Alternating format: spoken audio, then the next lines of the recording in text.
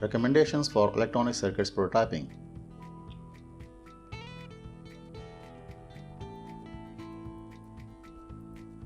Use a 30-watt soldering iron to solder a component in Vero board. Use a soldering iron and sponge with water to clean the tip of the soldering iron. Use a good quality soldering wire to wire up your prototypes. Use a proper wire wrapping wire to wire up your prototypes. Use soldering fume extractor to protect yourself from the fumes of the soldering wire. Use a good quality tin-coated Vero board for your prototyping. We will display the numbers on multiplex 7-segment displays on the principle of persistence of vision. The impression of an object seen by the eye persists on the retina for 1/16th of a second even after the object is removed. If another object is seen before this time, the impression of two merges to give us the sensation of continuity. This property of eye is called persistence of vision. We will use same phenomena to display the numbers on multiplex 7-segment display. Here we can see we have a 4-digit multiplex 7-segment display which has 4 common pins, and these common pins are anodes. And we have 7 segments to compose the number on each digit. We will select anode of the digit on which we have to display the data, and we'll apply the data with the help of these 7 segments. We will select all 4 anodes one by one and we'll apply the data through segments to display the data on each digit. It means that we will scan all 4 digits one by one, but what will be the suitable time to display the data on each digit? As we know that the image persists on the retina for 1/16 second, it means that 1/16 seconds equals to 62.5 milliseconds. But we will use the time that most cellular films used, that is 1/24 of a second. 1/24 equals to 41.66 millisecond. It means that if we will scan all 4 digits within 41.66 millisecond, then image of each digit will remain on our eye and all digits will appear as on digits to our eyes. So we'll divide this time, that is 41.66 millisecond, by 4 to get the time to display the data on each digit. If we'll divide this time, that is 41.66 milliseconds, by 4, which is equals to 10.4166 millisecond, and we will select a time of 10 milliseconds to display the data on each digit, so the impression of all digits will remain on to our eyes. Now, how to achieve this much accurate time? We will use timing interrupt.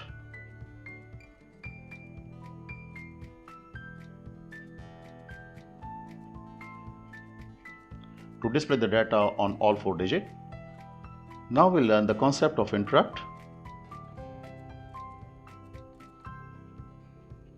and polling.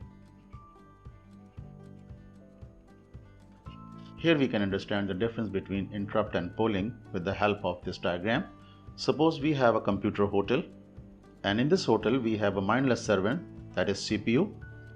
The servant only knows that whenever he will wake up, or in terms of microcontroller, whenever there will be a power on reset, so servant will go to the room number 0, that is on room number 0 or address 0, and it will read the instruction written in this room, that is room 0, and here he finds an instruction that is go to room number 6. So this servant will go to room number 6 directly, and there is an instruction for the servant that change the bed sheet. So after changing the bed sheet, it will go to room number 7 or address 7 and read the instruction. There is an instruction that clean the room. After cleaning the room, it will go to room number 8, and there is an instruction that wash the clothes. After washing the clothes, it will go to room number 9 and finds an instruction that go to room number 11. So it will skip the room number 10 or address 10, and then it will go to room number 11, and there he finds an instruction that is no operation, and it will do nothing and will go to room number 12, and there is instruction for the servant that go to room number 19. So the servant will directly go to room number 19 and will read the instruction written on room number 19. There is an instruction that if the door is open, stay in room number 19. So if the door of room number 19 will be open, then servant will stay in this room, but if the door will be closed, then servant will go to room number 20 and will read the instruction written in room number 20, and there he finds the instruction that go to room number 6. So the servant will go to room number 6 and will continue to execute all the programs written on different addresses or in different room numbers until the power will be off or the servant will go to sleep. But what will happen if there will be a call from the front desk? So servant will leave all the tasks and will go to service desk, and whatever will be the instructions given to the servant in the form of interrupt service routine, it will execute this routine. So the call from service desk is an asynchronous service call which can occur anytime, and the time of the call is not predefined. Similarly, we can have time-dependent calls after a certain time. So the servant will go to handle the time-dependent calls. Similarly, there can be a call from any room like panic switch. Then the servant will go to handle the situation and it will read the instruction what is written on interrupt service routine. So it will execute a special task written to handle the situation, that is a call from service desk or a time-dependent call or a panic switch call. There will be a routine which is called interrupt service routine, because interrupt is asynchronous event which could occur anytime or a time dependent. Similarly, servant has to deliver the dog or to receive the dog from the postman. And in terms of microcontroller, we can say that the transmit data and receive data. The communication from external world to the hotel could be an interrupt dependent or polling dependent task. All the tasks that servant will execute by going to different address is called polling, and the call that is not included in normal program is called interrupt call. For every interrupt call, there is a special address and interrupt service routine. So servant will go to the particular address and will execute the routine which is written in interrupt service routine. After executing the interrupt service routine, servant will go back to normal polling program which is written on different addresses or room number until unless the power will be off or servant will go to sleep. Similarly, we can have different types of interrupt in our daily life. Say for example, doorbell, ring of our mobile, alarm clock, bell of washing machine, pressure cooker whistle, buzzer of microwave oven. As all these tasks are not predefined, so we can say that all these events are interrupt in our daily life. We perform different tasks as polling in our normal life, that is going to office or going to school, go to bed, having our meal daily. But there could be an interrupt in our life, that is getting sick, and we have to execute an interrupt service routine to handle the situation, like to have different types of medicine.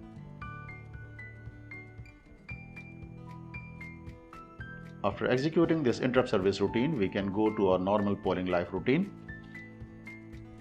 We can display the data on multiplex 7-segment display using polling or interrupt service routine. Here we have 4-digit multiplex 7-segment display.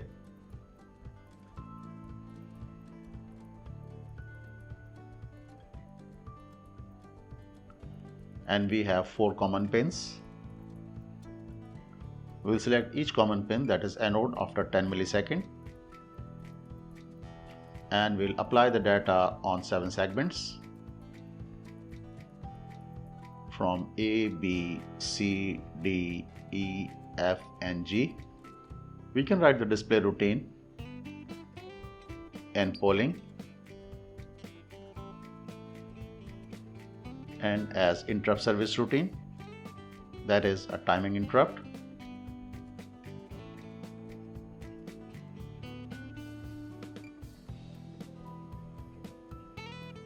If we use the polling technique, we cannot achieve the exact time, that is 10 milliseconds,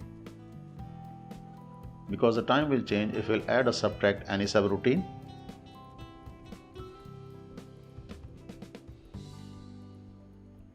To have a fixed time of 10 milliseconds, we'll go for interrupt service routine and we'll use the timer of PIC16F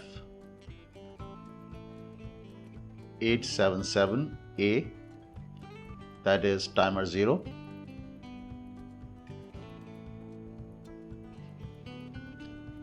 To achieve the exact time of 10 milliseconds, we will see that how to use the timer 0 register. And there are 2 supporting registers, that is option REG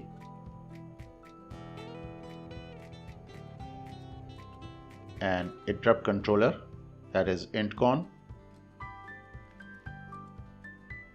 With the help of these 3 registers, that is timer 0, option REG and intcon, we will write our interrupt service routine for time duration, that is 1 millisecond. So the interrupt service routine will be executed after every 1 millisecond and will count for 10 to have 10 millisecond time. and we'll count up to 1000 to get the time of 1 second.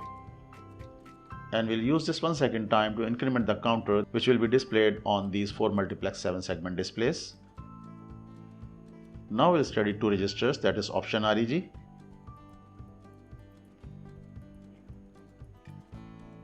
and IntCon.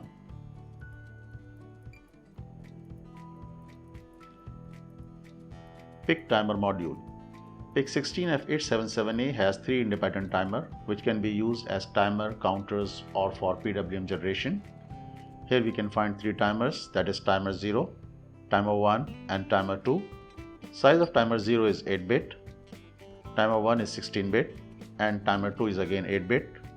And the control register for timer 0 is option REG, for timer 1 T1 con, for timer 2 T2 con. Count REG is timer 0, and in case of timer 1 we have 2 registers, that is timer 1 low and timer 1 high, and for timer 2 there is a register, that is TMR2. Minimum delay that can be produced from timer 0, that is 0.2 microsecond, and the maximum delay that can be produced from the timer 0 is 13.107 millisecond. Minimum delay for timer 1 is 0.2 microsecond and the maximum delay is 104.857 millisecond. By using timer 2 we can have the minimum delay, that is 0.2 microsecond, and the maximum time can be achieved, that is 819 microseconds. Here we can find the formula to get the register value for timer 0, timer 1 and timer 2 to achieve the exact time delay from these timers, that is timer 0, timer 1 and timer 2. Information regarding PIC timer module and interrupts can be found on Microelectronica website. Here we can see the block diagram for timer 0. Here we have timer 0 register which is of 8-bit, and we have 2 sources to increment the counter, that is from external pin, that is RA4 or pin number 6 in case of PIC 16F877A. If we'll apply the pulses from external source, that is pin number 6 or pin RA4, then the timer 0 register will behave as counter, and if we'll apply the pulses from the clock oscillator, then TMR0 register will behave as timer. We'll understand the operation of this block diagram in our next slide. Here we can find 3 registers, that is option REG, timer 0 and IntCon. This register is used to configure the timer 0 prescaler, clock source, etc. Timer 0, this register holds the timer count value which will be incremented depending on prescaler configuration. This register contains the timer 0 overflow flag, that is TMR0IF, and corresponding interrupt enable flag, that is TMR0 interrupt enable. Here we can understand the operation of TMR0 register as counter or timer. Here we have pin number 6 and we can apply the pulses from this pin, and pulses will go to the edge separator, and again we can select that how to increment the timer 0 register on rising edge or falling edge. And here we have a control bit from option REG, that is timer 0 edge select. If this bit will be 1, then the timer 0 will be incremented on the rising edge of the external clock, and if this bit will be 0, then the timer will be incremented on falling edge of the external clock. Here we have another bit of option REG, that is timer 0 clock select. If this bit will be 1, then the counter will be incremented from external clock, and if this bit will be 0, then the clock pulses from oscillator section after dividing 4 will be applied to the TMR0 register. So to use the TMR0 register as timer, we'll set this bit as 0, and here we have another bit, that is PSA, prescaler assigned bit, and we have these 3 bits, that is PS0, PS1 and PS2. These bits are for prescaler selection. If PSA bit will be 0, then clock pulses will go to the prescaler, and as per configuration of PS0, PS1 and PS2, after division the clock pulses will go to the timer 0. But if this bit, that is PSA, will be 1, so the clock pulses will be directly applied to the TMR0 registers, so we can have minimum time, that is 0.2 microsecond. Now if we'll select this bit, that is T0CS as 0 and PSA will be 0, then the TMR0 register will receive its pulses from the oscillator section, and if the value of this timer register will reach to 255, and when it will go to 0, its 9-bit, that is T0 interrupt flag will be set. Here we can find this bit belongs to interrupt controller, and if this bit will be 1, then we can have an interrupt, and the address counter of the controller will jump to the address that is 04. But there are some other bits, that is GIE, Global Interrupt Enable, PEIE, that is Peripheral Enable Interrupt, and T0IE, that is Timer 0 Interrupt Enable. So if all these 3 bits will be 1, and if the timer 0 interrupt flag will be 1, then all condition will be true and the address counter of the controller will jump to the address that is 04. Now we'll write a program to get the interrupt of 1 millisecond.